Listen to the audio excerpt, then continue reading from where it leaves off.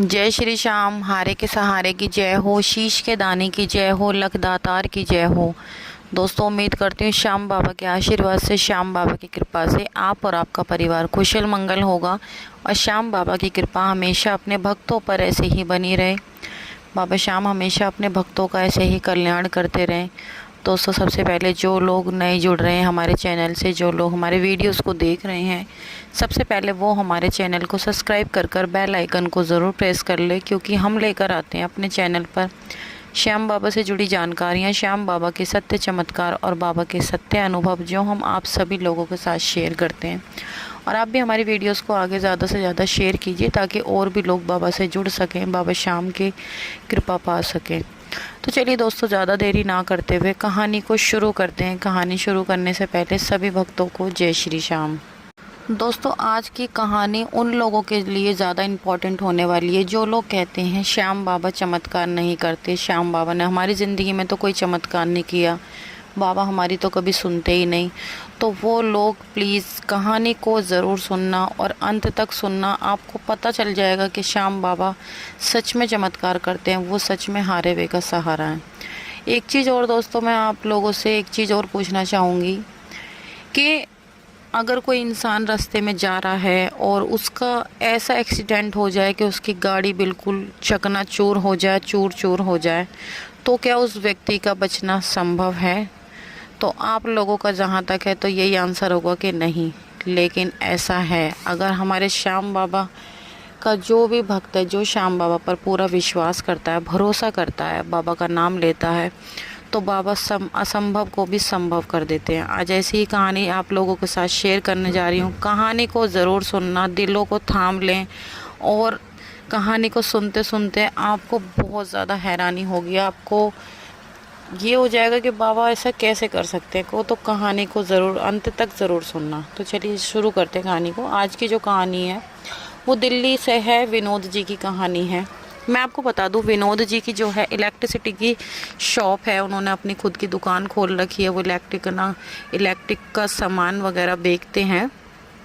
और मैं आपको बता दूं, जो ये विनोद जी हैं ना, ये काफ़ी एक खुश मिजाज इंसान है। इनको दुनियादारी से कोई लेना देना नहीं है, इनको कोई मतलब नहीं कौन इंसान क्या कर रहा है, कौन नहीं क्या कर रहा। ये एकदम मनमौजी किस्म के इंसान हैं। ये सिर्फ खा पी कर अपना मस्त रहते हैं और इनको दुनियादारी से कोई लेना देना नहीं। मैं आपको बता दूं कि इनकी अभी शादी नहीं हुई है, अभी ये कुंवारे हैं, तो शायद इसीलिए इनकी सोच ऐसी हो सकती है। पर जैसा इन्होंने बताया मैं आपको वैसा ही बताऊंगी। विनोद जी बताते हैं कि वो उनको किसी से कोई लेना देना नहीं है। और एक चीज़ और, विनोद जी घूमने फिरने के बहुत ज़्यादा शौकीन है। इनको घूमने फिरने का इतना ज़्यादा शौक़ था कि बहुत ज़्यादा, इनको बस एक बहाना चाहिए कि कहीं भी जाएँ, बस घूमने चले जाएँ। इनका काम भी ठीक ठाक ही चल रहा था, अपना ठीक ठाक था, अपना घूमने फिरने का इनका खर्चा पानी बढ़िया निकल रहा था। इन्होंने अपना खुद का काम खोल रखा था, संभाल रखा था।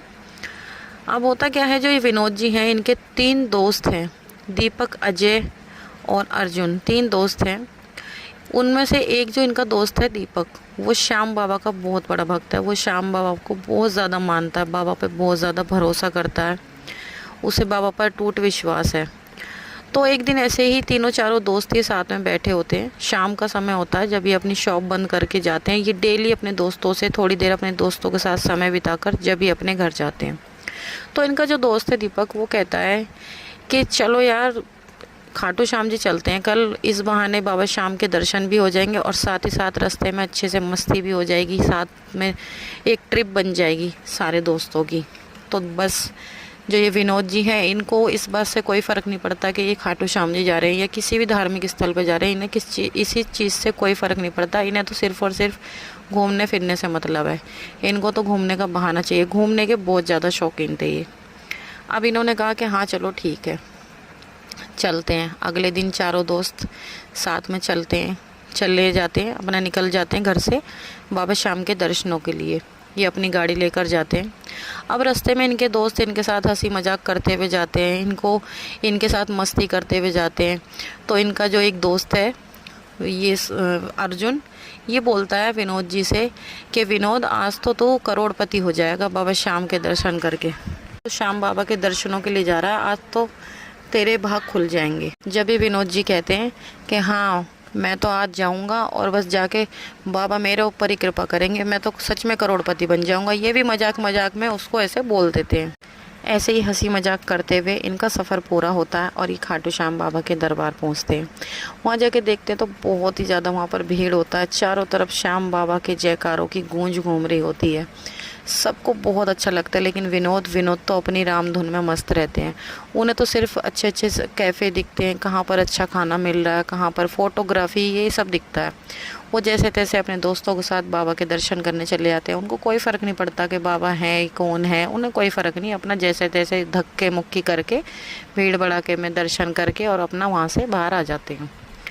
जब वो बाहर आते हैं तो वहाँ पर वो एक दुकान देखते हैं, जो एक काफ़ी ज़्यादा शांत सी छोटी सी एक दुकान होती है। वहाँ पर श्याम बाबा की मूर्तियाँ बिक्री होती हैं, बहुत सुंदर सुंदर मूर्तियाँ बिक्री होती हैं। अब ये क्या करते हैं, वहाँ से शौक शौक में एक श्याम बाबा की मूर्ति ले लेते हैं और वहाँ से एक श्याम बाबा का लॉकेट ले लेते हैं। इनको ये नहीं होता, मतलब इनके दिल में कोई भावना नहीं होती कि ये भावना से ले रहे हो। ये कहते हैं कि मेरे को उस टाइम कुछ फील नहीं था, बस मैंने इस शौक़ में ले ली थी कि चलो ले लेता हूँ। मैं वहाँ पर जाकर अपने और दोस्तों को ही बताऊँगा कि मैं तो खाटू श्याम बाबा के दर्शन के लिए गया था, अब की बार वहाँ घूम के आया हूँ। तो इस सोच के साथ ये वहाँ से मूर्ति को ले लेते हैं। इनको कोई फ़र्क नहीं पड़ता कि बाबा हैं, कौन से बाबा हैं, कैसे बाबा हैं। अब जब ये रास्ते में वापस आ रहे होते हैं तो इनके दोस्त इनको बाबा के चमत्कार बताते हुए आते हैं। इनका एक दोस्त कहता है कि यार मेरा एक जानने वाला था, उसको कई साल से उसकी वाइफ के बच्चे नहीं हो रहे थे। वो जब से श्याम बाबा के दरबार आने लगा, उसको एक बेटी हुई है बहुत ही सुंदर, और आज उसके घर में कोई किसी चीज़ की कमी नहीं है। एक कहता है कि अरे मेरा एक जान पहचान का था, वो बहुत ज़्यादा बीमार था, जब से यहाँ आया वो बिल्कुल ठीक हो गया। एक कहता है कि जिसका कारोबार बेकार था उसका कारोबार ठीक हो गया। तो विनोद जी मुस्कुराते हैं और कहते हैं कि ये सब ढकोसलेबाजी, कुछ नहीं होता। इंसान मेहनत खुद करते हैं और शेर भगवान को दे देते हैं। भगवान थोड़ी ना नीचे आके कुछ करते। सबसे बड़ी चीज़ तो किस्मत होती है और मेहनत होती है। अगर तुम मेहनत नहीं करोगे तो भगवान थोड़ी ना आके तुम्हारे लिए सब कुछ कर देंगे। वो इस तरीके से बोलते हैं। और कोई बात नहीं, तीनों चारों दोस्तों का सफ़र ख़त्म होता है और वो अपने घर आ जाते हैं। तो विनोद अपनी शॉप पर जाते हैं, घर आकर शॉप पर जाते हैं और मूर्ति को घर में ना रख के अपनी शॉप पर कहीं एक ऐसी खाली जगह देखकर वहाँ पर वैसे ही रख देते हैं। अब उनको अपनी दुकान के लिए सामान लेने के लिए जाना होता है मार्केट।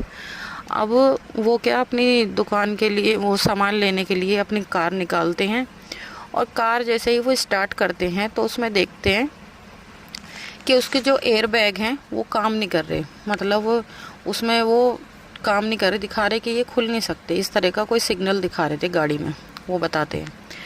तो उन्हें लगा कि शायद वैसे ही हो। फिर उनका एक दोस्त है राजू, जो कि गाड़ी का मैकेनिक है, वो सोचते चल उसको दिखा लूँगा। तो वो जाते हैं उसके पास अपनी गाड़ी को लेकर और उससे कहते हैं कि यार मैं थोड़ा यहाँ से बाहर जा रहा हूँ अपना शॉप के लिए कुछ सामान लेने, पूरे दिन का सफ़र है, एक बार इस गाड़ी को चेक कर, कभी मेरा कहीं रास्ते में एक्सीडेंट हो गया। इसमें दिखा रहा है कि इसके एयर बैग में कोई प्रॉब्लम है, वो खुल नहीं सकते।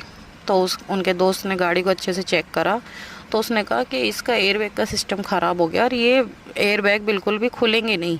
ये गाड़ी मतलब कहीं एक्सीडेंट हो गया तो जान को रिस्क है, उसने ऐसा बोला। तो उसने कहा कि चल तो फिर जल्दी से चेंज कर दे इसके शॉकर। तो उसने बोला कि भाई अभी तो मेरे पास सामान है नहीं, कम से कम 2 दिन का वक्त लगेगा।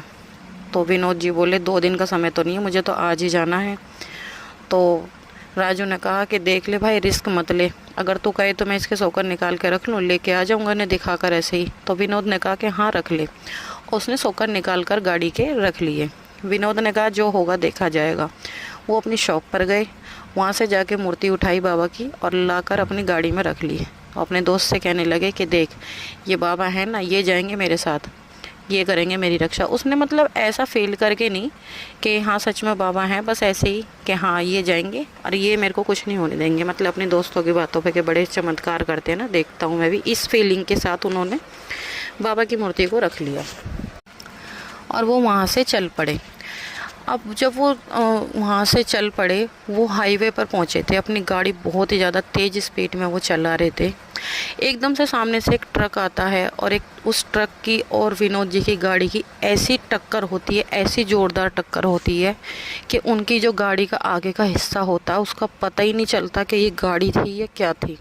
बिल्कुल उसका इस तरह से चूरा हो जाता, मानो जैसे किसी ने हथौड़े बजा दिए हों या फिर डंपर बजा दिए हों। बिल्कुल एकदम चूरा हो चुका था, पीछे से भी पूरी गाड़ी ख़त्म हो गई थी। मतलब ये मानो गाड़ी का बिल्कुल चूरा हो गया था, गाड़ी बिल्कुल कबाड़ बन चुकी थी। अब विनोद जी को होश आता है, विनोद जी बस हल्का सा बेहोश हो जाते हैं, उनकी आंखें खुलती हैं तो वो देखते हैं एयर बैग खुला हुआ है और वो बिल्कुल सुरक्षित है। वो लड़खड़ाते हुए गाड़ी से बाहर निकलते हैं और देखते हैं कि उनको एक खरोंच भी नहीं आई, वो बिल्कुल ठीक है। और वो जब भी अपने दोस्त को फ़ोन करते हैं और अपने दोस्त से कहते हैं राजू से कि राजू देख, मैंने तुझे कहा था ना कि मुझे कुछ नहीं होगा, मेरा एक्सीडेंट हुआ बहुत तगड़ा, ऐसे ऐसे गाड़ी का बिल्कुल हाल एकदम ख़राब हो गया है और मुझे बिल्कुल भी कुछ नहीं हुआ। मतलब बहुत हैरानी के साथ वो इस बात को बोलते हैं, उन्हें अब भी समझ नहीं आ रहा था कि बाबा का चमत्कार है। तो उन्होंने इस तरीके से राजू से कहा, तो राजू थोड़ी ही देर में उस लोकेशन पर पहुंचा जहां पर विनोद का एक्सीडेंट हुआ था। राजू ने जाकर देखा तो वाकई ही गाड़ी का बिल्कुल चूरा हुआ पड़ा था, गाड़ी एकदम चकनाचूर थी। तो राजू कहने लग गया ऐसा कैसे हो गया, इस गाड़ी में तो शॉकर भी नहीं थे, मैंने निकाल लिए थे, और इसके एयरबैग कैसे खुल गए, एयरबैग तो इसके खुलने ही नहीं थे बिल्कुल भी। वो भी बहुत ज़्यादा हैरान हुआ और वो भी कहने लगा कि ऐसा कैसे हो गया। तभी विनोद की नज़र जाती है अपनी गाड़ी के अंदर बाबा श्याम की मूर्ति पर। बाबा श्याम की मूर्ति भी वैसी की वैसी ही ठीक रखी रहती है। जब भी वो श्याम बाबा की मूर्ति को बाहर निकालता है और वो जब ही समझ जाता है तो वो कहता है, देख मैंने तुझसे कहा था ना कि श्याम बाबा मेरे साथ जा रहे हैं, तो ये मेरे साथ थे, इसलिए मुझे खरोंच तक नहीं आई। तो जब से ही विनोद जी का विश्वास श्याम बाबा में इतना हो गया, वो कहते हैं कि मेरे को भगवान के ऊपर 1% भी विश्वास नहीं था। वो दिन है और आज का दिन है।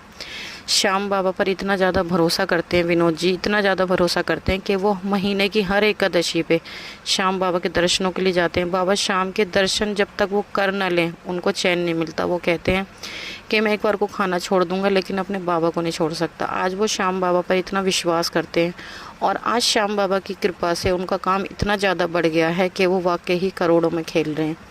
आज उनके पास पैसे की कोई कमी नहीं है और उनका बहुत ही जल्द रिश्ता भी होने वाला है। उनके घर वाले उनके लिए अच्छा रिश्ता देख रहे हैं। तो वो कहते हैं कि आज जो मैं ठीक ठाक हूँ, मैं सही सलामत हूँ, ये सिर्फ़ और सिर्फ श्याम बाबा की कृपा है। नहीं तो दोस्तों आप खुद ही बताइए कि जिस गाड़ी के अंदर शॉकर भी नहीं थे और जब मैकेनिक ने भी बोल दिया था कि गाड़ी चलानी ठीक नहीं है, तो क्या उस इंसान की बचने की उम्मीद हो सकती थी। ये सिर्फ़ और सिर्फ हमारे श्याम बाबा की ही कृपा है, उन्हीं का आशीर्वाद है। तो दोस्तों आज की ये कहानी यहीं पर समाप्त होती है। आपको कैसी लगी कमेंट करके ज़रूर बताना और कमेंट बॉक्स में जय श्री श्याम लिखना बिल्कुल भी ना भूलें और साथ ही साथ हमारे वीडियोस को आगे शेयर भी करें। तो कल मिलते हैं एक और नई वीडियो के साथ। जब तक के लिए सभी भक्तों को जय श्री श्याम।